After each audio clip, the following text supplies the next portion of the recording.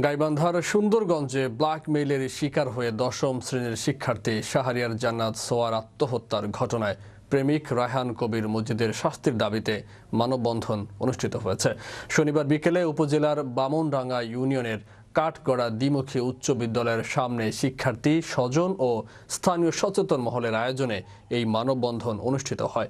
মানববন্ধন শেষে একটি বিক্ষোভ মিছিল নগর কাঠগড়া হাট প্রদক্ষিণ করে। মানববন্ধনে বক্তারা বলেন, শাহরিয়ার জান্নাত ছোঁয়াকে আত্মহত্যা করতে বাধ্য করা হয়েছে। আমি চাই মজিদের ফাঁসি হোক। আমার বোন যেভাবে কষ্ট দিয়ে মারা গেছে তার দ্বিগুণ কষ্ট হোক মজিদের। সাইড নোটে লিখে গেছে যে আম্মু আমি এরকম কোনো দোষারোপ কোনো কিচ্ছু করি নাই, আমি সম্পূর্ণ নির্দোষ ছিলাম।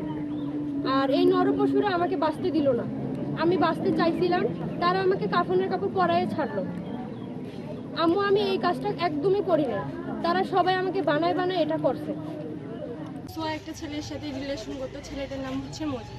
ওদের ব্রেকআপ অনেক আগেই হয়ে গেছিল, কিন্তু তারপরে ছেলেটা সোয়াকে প্রতিনিয়ত বিরক্ত আর ওকে ব্ল্যাকমেল করতো।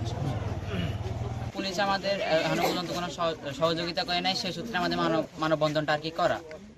এখন সকাল 11 ঘটিকায় ওই ছেলে দুই বন্ধু মেয়ের বাড়িতে গিয়ে সেই কুরুচিপূর্ণ ছবি এবং উক্তি বিবৃতি করে মেয়ের সামনে যখন তুলে ধরে, মেয়ে তখন সহ্য করতে না পেরে সে নিজে আত্মহত্যার পথ বেছে নেয়।